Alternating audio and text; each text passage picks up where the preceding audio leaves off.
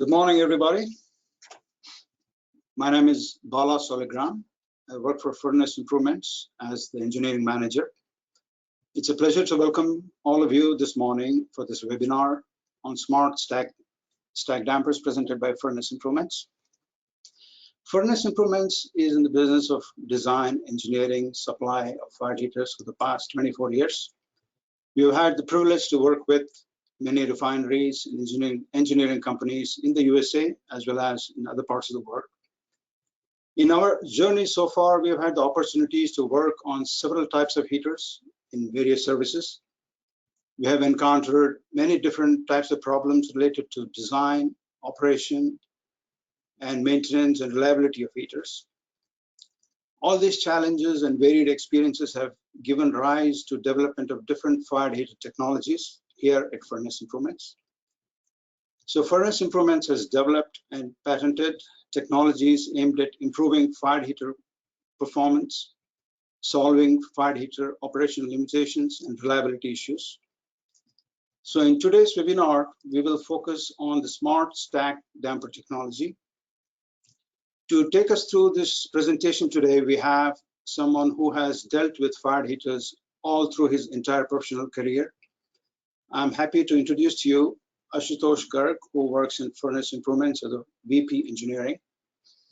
Ashutosh Garg is a chemical engineer from Indian Institute of Technology, Kanpur, India. He is a registered professional engineer and member of AICHE and ASME. He is also a member of API subcommittee of heat transfer equipment. He has published several papers on fire heaters and burners. So he has more than 43 years of experience in design, engineering, and troubleshooting fire heaters and refining and petrochemical industries. He has worked at KTI India, Engineers India Limited, KTI Corporation USA, in California and Texas, prior to establishing Furnace Improvements. So please help me in welcoming Ashutosh Garg to take over this presentation. Ashutosh. Yeah, thank you, Bala. I welcome all the participants today. And good morning, and thanks for joining us in the webinar. We'll be talking about how to improve the safety, reliability, efficiency of fire heaters using our patented smart stack damper. Our presentation today is going to be about 45 minutes long, and we have 15 minutes for the question answer. So please feel free to send us your questions, and we will hopefully answer all of them in the allotted time. If not, then we will send the answers in an answer sheet. A few housekeeping rules. First, I want to make sure that you are able to hear us clearly. If there is any issues, please send us a message, and my colleague Amreen will take care of it. With that, I will start the presentation today.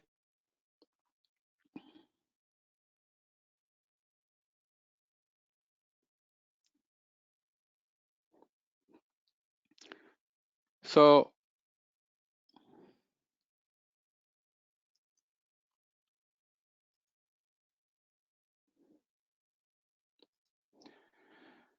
we'll be talking today about smart dampers or smart stack dampers.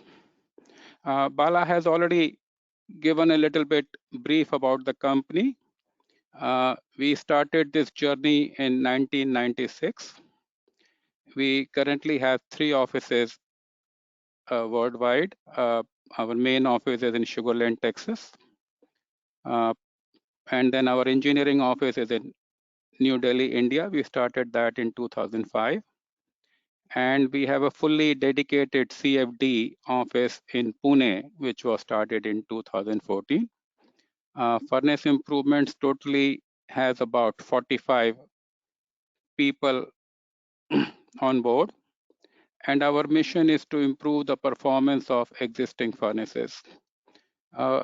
We are the only heater company that focuses on revamping existing fired heaters, and 90% of our business is revamping fired heaters. Our model is working directly with owners and end users, typically doctor-patient direct relationship. And we try to provide unique value-added solutions. Our philosophy is do it once, do it right, and do a very high quality technical work. That is typically our philosophy. We have 3 patented technologies. Our approach has been a contrarian approach. We have always challenged the conventional way of doing things, and that is how our patented technologies came out. Our first technology, split flow, is basically parallel feed. Typically in fired heaters, the fluid first enters the convection section and then the radiant section in series flow. And we challenged that and we came up with the split flow, which is parallel processing. And we have the fluid, part of the fluid going into the convection section, part of the fluid going into the radiant section at the same time. We have almost 15 installations. Next technology is inclined firing. And as you know, in most of the fired heaters, the burners are firing vertically up, mostly in VC heaters. And we challenged that and we said, why can't we fire them inclined actually? We can fire them inclined towards the center. And we installed several installations. And we found that we are able to reduce the flame impingement and lower the tube metal temperatures as much as by 200 degrees. And similarly, the last technology the one which we are going to be presenting you today is smart stack damper. And we found out that most of the stack dampers are not working and the operators are frustrated, the owners are frustrated. So we started looking at it and doing a root cause analysis. And that's how the smart stack damper was born, So that's what we will be presenting. This is a list of our clients. Most of our business has been in the US, even though we have performed in Europe, Middle East, and in India. Most of the business which we get is repeat business. We have clients with whom we have been working for almost 20 years, and we are almost like their in-house engineering company or a heater revamping company. We want to take this opportunity to thank all our clients for their valued business. So what is smart stack damper actually? I mean, let's talk about it. And our concept is very simple. We are customizing the stack damper to suit the furnace on which it is installed on.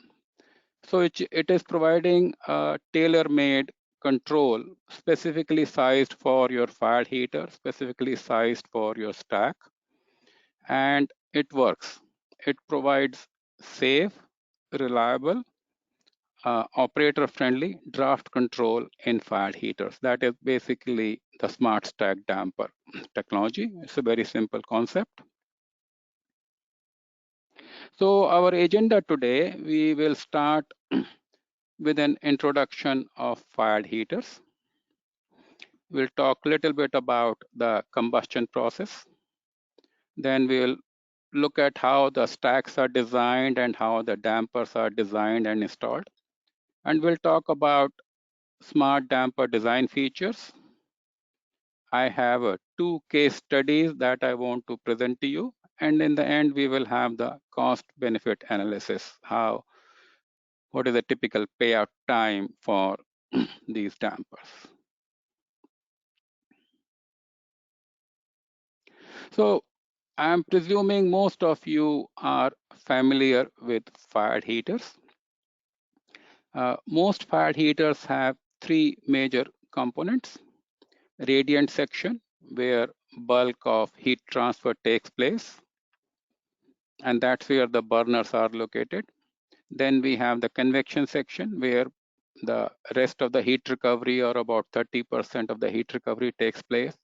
And then we have stack, which safely disposes the flue gases to the atmosphere. The fired heater is only equipment in the industry where open combustion is taking place. We are burning fuel gas with combustion air to generate heat, and this heat is getting transferred to the process hydrocarbon fluids in radiant and convection section. And then the flue gases get vented through the stack. Fired heaters are the largest consumer of energy in a refinery, and that is one reason why we want to minimize fuel consumption or maximize our efficiency. Let's talk about typical operating issues in fired heaters. There are several issues. Safety is one issue, of course. Whenever you have a combustion upset causing high pressure at the arch, it can do this thing.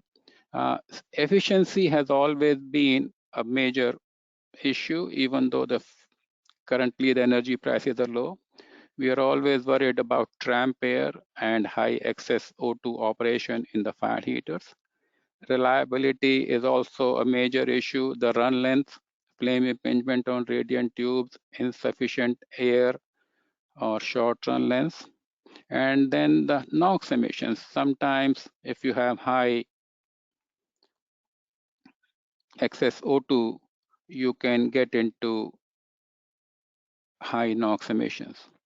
And if you look at all the four major operating issues, you see they're all finally boiling down to the combustion, how good our combustion is. So our objective, whether you are a operating engineer or heater operator or technical service engineer, our operation is to get the best, our objective is to get the best combustion in fired heaters. I want to spend a couple of minutes on the combustion. Combustion is an oxidation reaction, a very irreversible reaction where fuel, which has carbon and hydrogen, combined with oxygen, which is present in ambient air. And when they combine, they produce heat, and then they produce flame. And what we are doing is we are transferring the chemical energy in the fuel into thermal energy of heat. Typically, 2/3 of the operating cost in heaters is the fuel cost, and that is why you want to have efficient combustion in your fired heaters. So let's talk about efficient combustion. And in any typical process unit, the conditions keeps on changing, sometimes major, sometimes minor. So the fired heater load goes up and down all the time. Now, there are two components which we need to control. We have fuel gas supply, which is controlled by the fuel gas control valve. So we don't have any major issues there when we talk about fuel gas supply. And we have oxygen analyzers, which are installed to measure the combustion efficiency, how much excess O2 we are having in the combustion reaction. And we have a very good quality of oxygen analyzers available today in the industry. There are laser-based TDLS oxygen analyzers and So we have been doing a very good job of measuring oxygen in fired heaters. But the issue comes, how do you control the combustion air, which is the final control element actually? You have measured the oxygen, but how do you control the combustion air? And that's what we will be focusing today in our presentation. So fired heaters have been designed all the time as an inherently safe equipment. And what that means is it is designed to operate at negative pressure throughout, so that anytime any operator or any engineer opens the PEEP doors, the flue gases don't come out. And the way we do it is we keep the arch, which has the highest pressure in the fired heater, at a negative minus 0.1 inch draft. And you can see over here, this is the arch where we keep the negative pressure of minus 0.05 or minus 0.1 inch. And then because of the radiant section height, we create draft, and that is a draft which is available at the burners, and it is used for supply of combustion air from the atmosphere. So this is where the draft driving force. And then we have the convection section pressure drop here. And again, we have the stack effect due to the convection section height. We have the damper loss, and then the draft is provided by the stack. And at the end, we have an exit loss. So if you look at it, the flue gas pressure drops, basically we have convection section pressure drop, damper loss, stack entry and exit loss. Frictional loss is already accounted in the stack effect. And these are the three stack effects: SC, A in the stack, C in the convection, R in the radiant. And draft is dependent on two parameters. It's dependent on the stack height and ambient air temperature. That is basically the draft which is provided.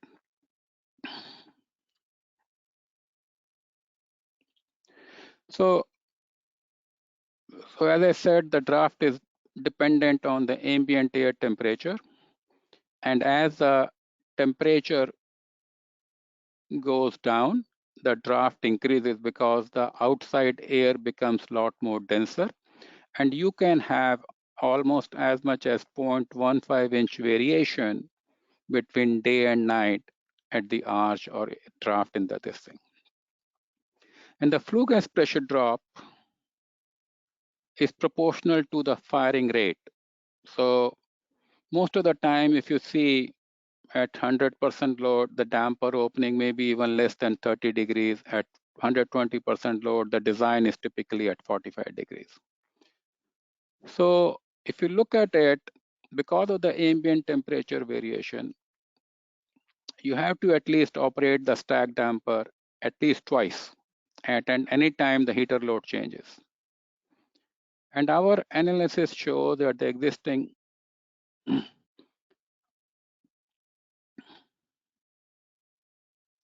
stack dampers are highly oversized and they are incapable of providing the draft control needed. That is what our analysis shows, and we will come back over here. Just to give you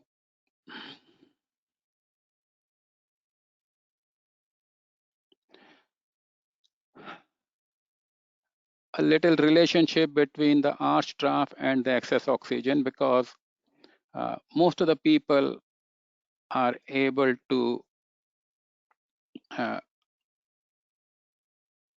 understand the excess oxygen very clearly, don't understand the arch draft, importance of the arch draft. So this is a tuning exercise I did several years ago in Europe. Okay, just a minute.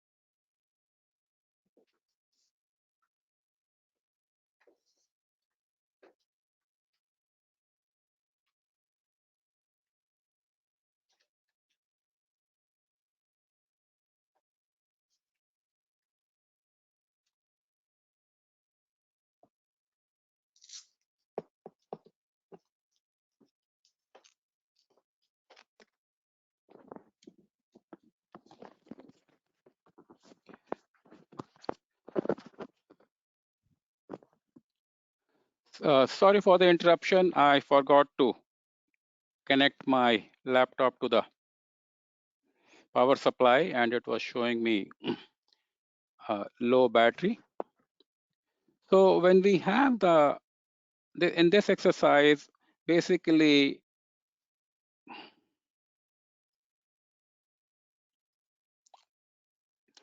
we have the heater which was operating at minus 15 millimeter water column or 0.6 inch draft at the arch, and it was running around 5% oxygen. And all we did was to close the stack damper, and we closed the stack damper and went down to about 6 millimeter draft or 0.24 inch, and just by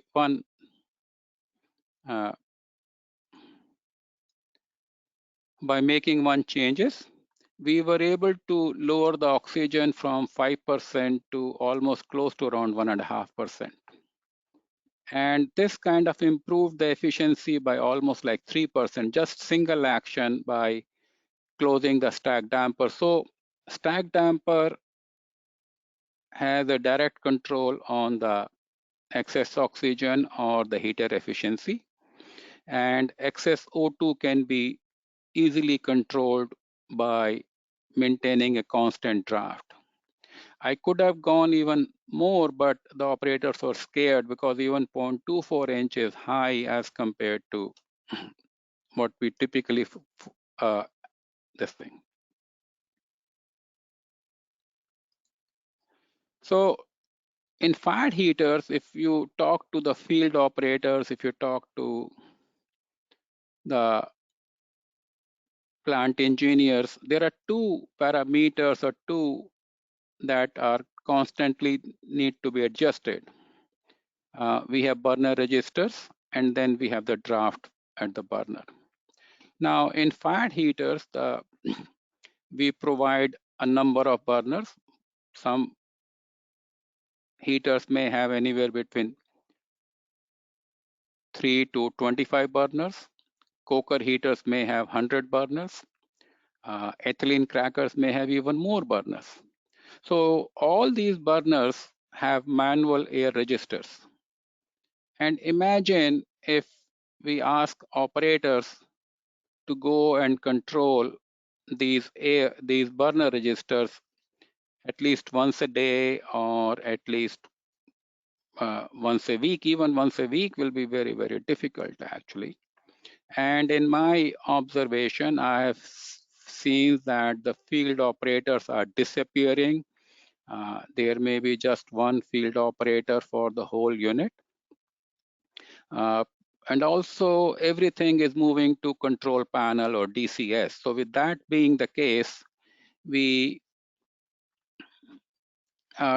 it's almost impossible to control the air using burner air register. So the only option we have is to control the draft. And if we can maintain constant draft, it will mean that we have controlled the combustion air supply.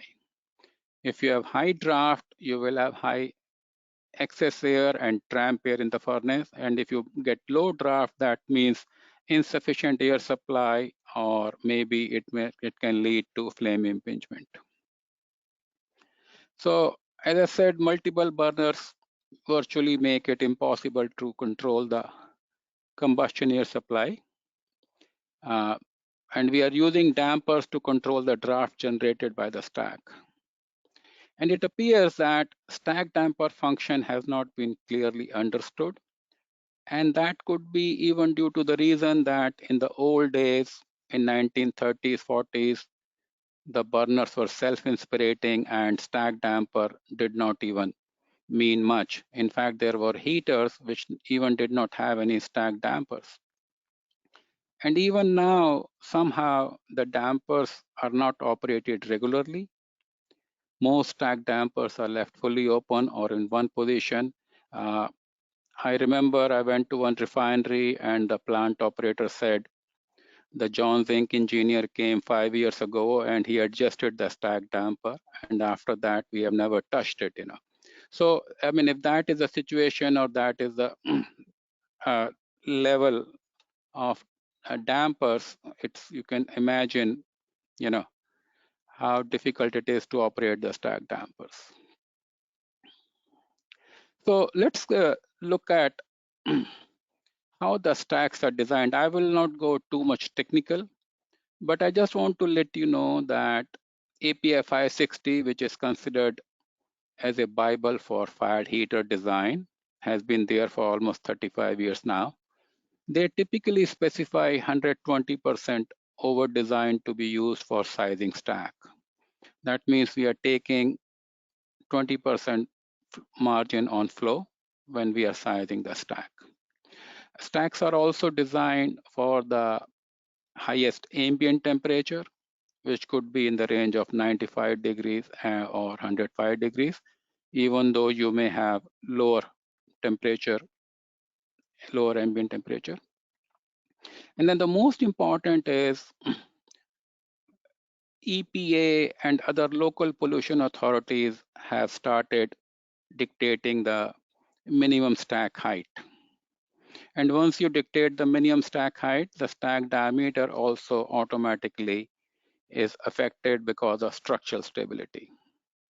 So stack oversizing, in my experience, is a good practice for future capacity and efficiency improvement. So I'm not saying the stack should not be oversized. I'm just trying to give you information that how stacks are sized actually. So minimum stack heights are specified by EPA, and stacks are much taller due to environmental regulations.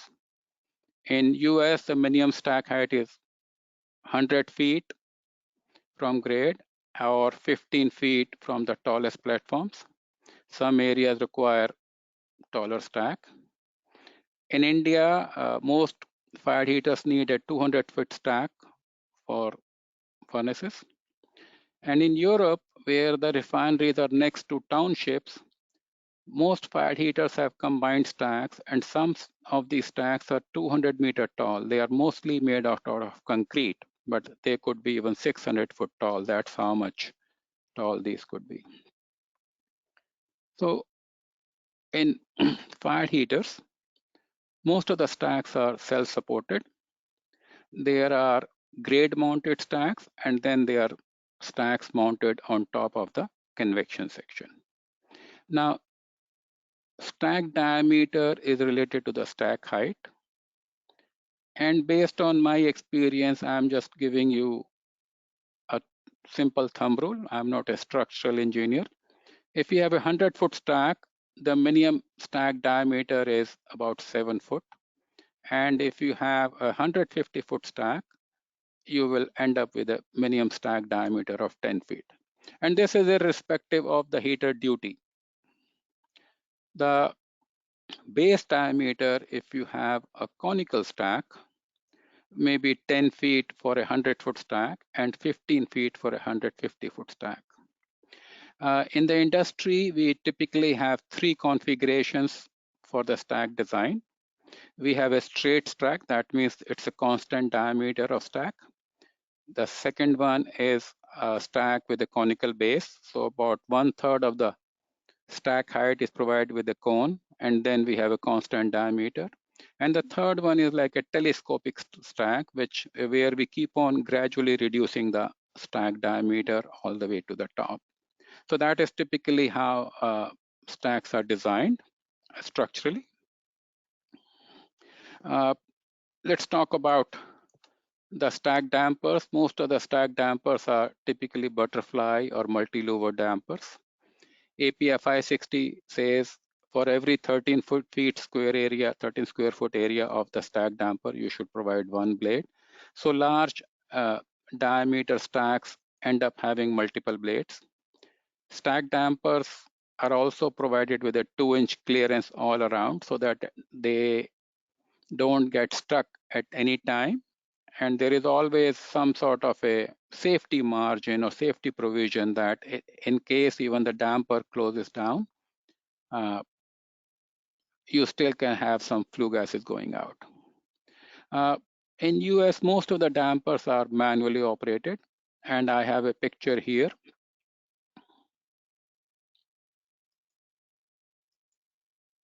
Sorry. Of manually operated cable and winch.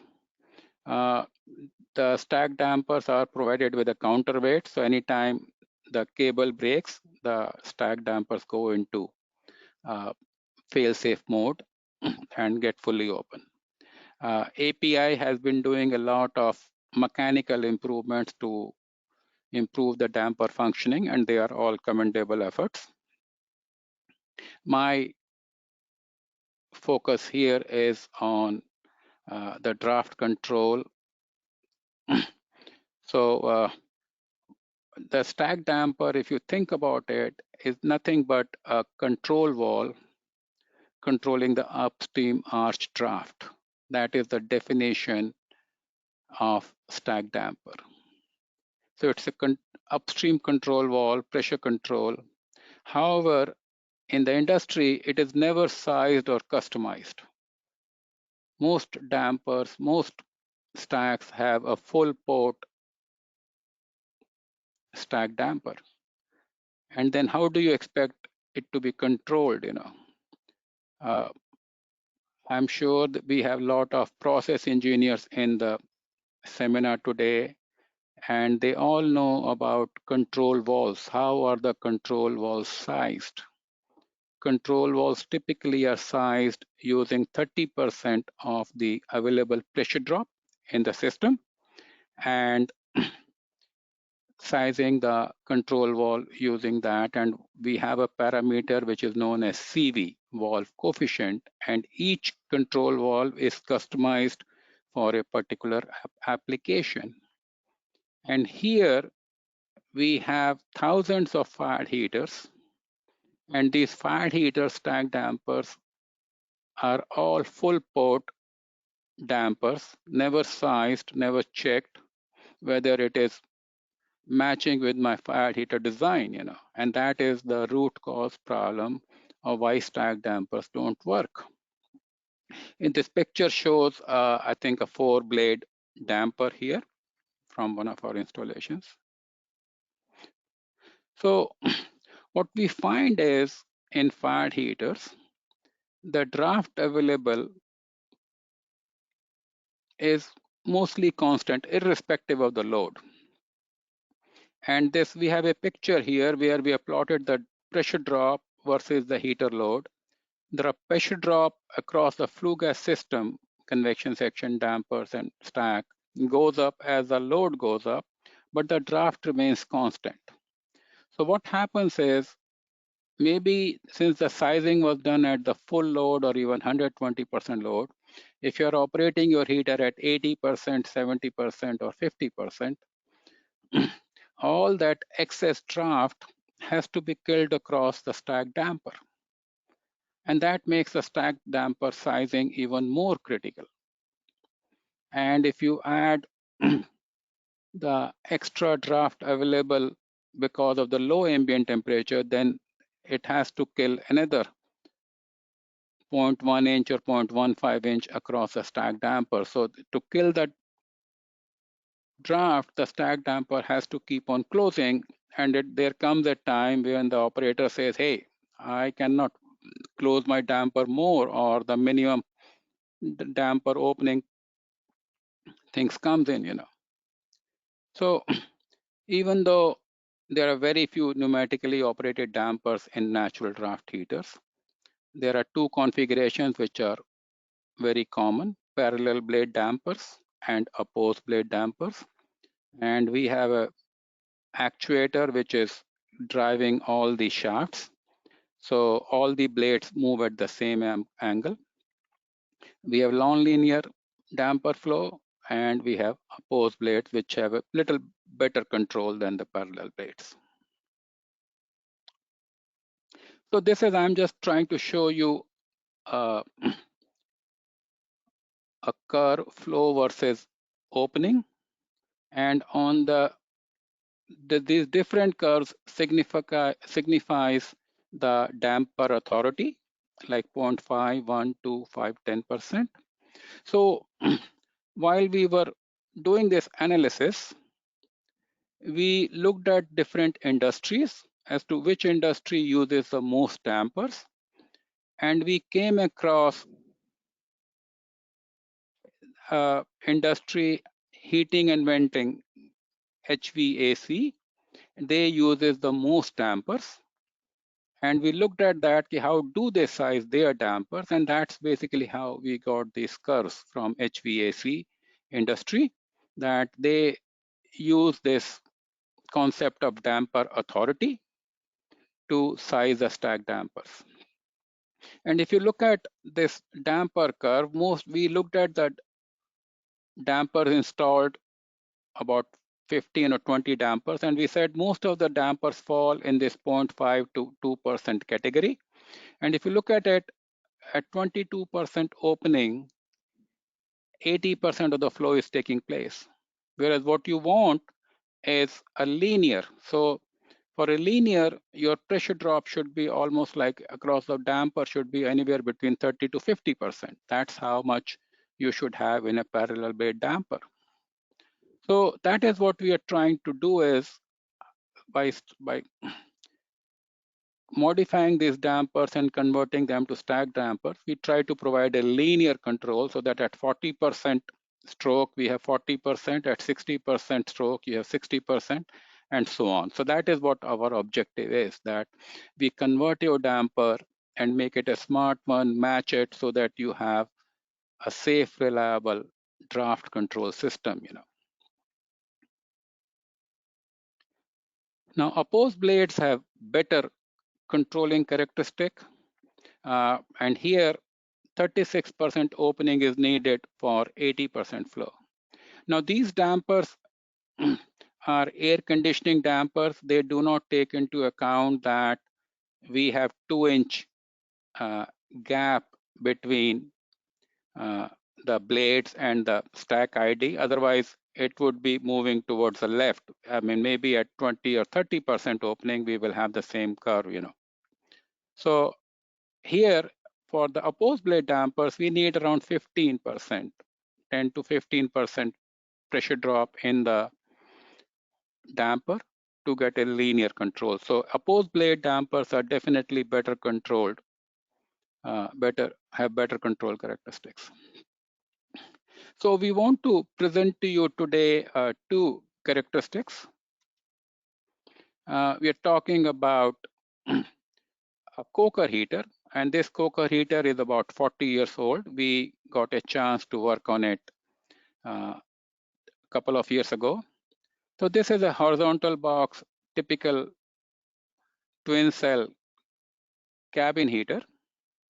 Had a big convection section, then it had an off takes, and then it had a convection mounted stack. So the heater duty was around 125 million BTUs. Stack was 150 foot tall stack.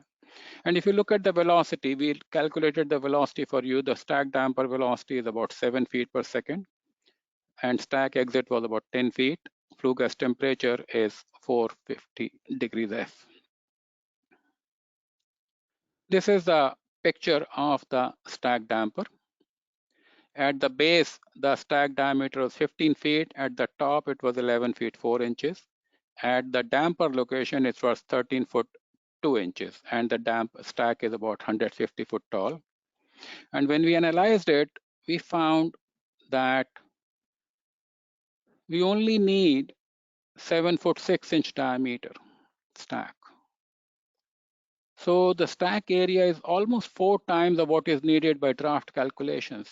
And that is done because we wanted to have a self-supported, structurally stable stack. So the diameter was increased accordingly.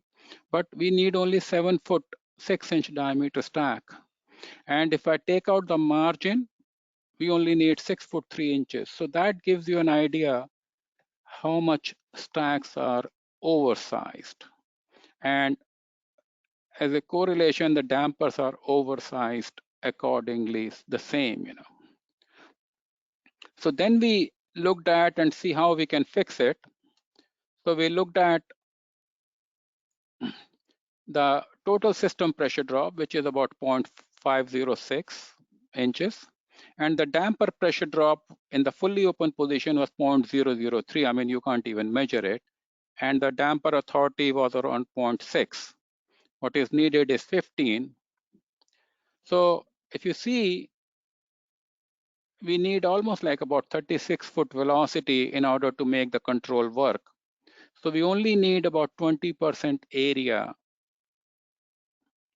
for the stack damper to work. So that indicates the stack damper is grossly oversized. We need to close 80% area to be effective. Little difficult to understand, but that is what we need to do. So what we proposed is, we proposed an 8-blade damper, and out of which you only need 2 blades. 6 blades are kept closed and 2 blades are kept for control. So this is like a macro control that is a micro control. By having 2 actuators, you have the flexibility that if you need more draft, you can always open it. I could make it even simple by blocking the area, which will not be flexible, but with dual actuators, I'm able to continuously change the control characteristics or CV of the stack damper. So that's basically what the smart stack damper is, that we are not compromising with the safety. I mean, we provide you can have all the limit switches, positions, indicators, and at any time you have any upset, all the damper blades open fully, so everything is safe and reliable. We are not compromising the safety of fire heaters at any stage, but we are improving the control, and this way your operators will be a lot more friendly to work and operate the actuator. The second is a new heater. In fact, it was a small heater, a horizontal box natural draft heater, 43 million BTUs. Damper was multiple blade. Stack length was about 130 feet. And here also the stack damper had only 7.8 feet per second, 6.2 feet per second. Flue gas temperature was 400 degrees. So the stack was a telescopic stack. It had at the bottom 8.25 inch diameter, 8.25 feet diameter, middle was 6.25 and top was 4.25. And when we did the draft calculation, we only needed 4.25 feet stack diameter. So again, the stack diameter is 4 times of what is needed in the draft calculations. And if I take out all the margin, we need only 3-foot stack, which is, 3 foot 6 inches or 3 foot 7 inches, it will still work. But we ended up putting an 8-foot stack because that was what was structurally stable. So that's basically shows you that the dampers are highly oversized, and we need to bring them or treat them as a control valve and size them for each operation or each heater. So here also we did the same thing. We calculated this heater had much lower pressure drop, and the damper authority was only 1%. We need 15%. So here also we need about 24 feet per second, and we need only 25% area to work. So damper is oversized by 300%. So here also all we are recommending is 4 blades, out of which 3 blades are kept closed, and we have 25% area which is operating. So this is basically what we are trying to tell you is very simple concept, and that's typically what we will recommend, and this is what our smart damper composes. Operation philosophy is very simple. You start with maybe this is 50-50 design, so 2 blades are closed, 2 blades are open, and you start that way. If you need more draft, then you start opening the closed blades. If you need less draft, you start closing the open blade. So concept is very simple. It is safe, reliable, and it works actually. So when we talk about payback, the payback is less than 3 months, we can easily analyze your heater and show you how much efficiency improvement. Our rough guess is about 3%, and we took an average heater size of 72 million BTUs. Using $3 per million BTU, you will have a savings of $50,000. So you get about cost of modifying is anywhere between 5 to 25,000. And apart from that, you also get several other benefits which are not quantifiable, like reliability improvement, safety, and emissions. So I've not taken the dollar price for these benefits. I'm just giving it on the basis of efficiency improvement. So how do we convert the dampers to smart dampers? I mean, very simple. This thing, parallel blade damper can be converted to an opposed blade damper, and it involves linkage check and maybe installing limit switches. We can keep one set of blades in place and get the right flue gas velocity and operate only with one set of blades to get the draft control. So we can have a manually operated damper, we can modify it, and you can still continue to operate manually. We can block a particular area in that damper, and it will become a smart damper. We could do the same thing in a pneumatically operated damper. We can provide seal plates to minimize the damper leakage to improve control. My recommendation is to go for dual actuators because it gives you the maximum flexibility. That way, you don't have to worry about any upsets. Even though the way we have sized it, you will never have any issues. But if you feel you want to maintain the flexibility, you just go for dual actuators, and that will give you the maximum flexibility. What can we do? We can help you convert the existing dampers into smart stack dampers, and it always starts with analyzing your existing heater design, the draft profile, analyze your fired heaters and past 3 years operating data, and then come with a recommendation for a damper design which is suitable for efficient control, for the lowest operation as well as the highest operation. It still works. We try to provide you with a linear control, and we give you engineering services, drawings to convert your existing damper. It can be done mostly in a small shutdown if you are having a shutdown, or my guess is it can even be done online. It can be done online as well by keeping the stack damper fully open and modifying this. So in summary,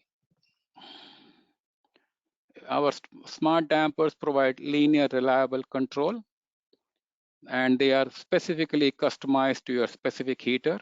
They provide accurate control of excess oxygen and draft. Your existing dampers can be converted, and it will improve the safety, reliability, and efficiency of fired heaters. Well, thank you very much.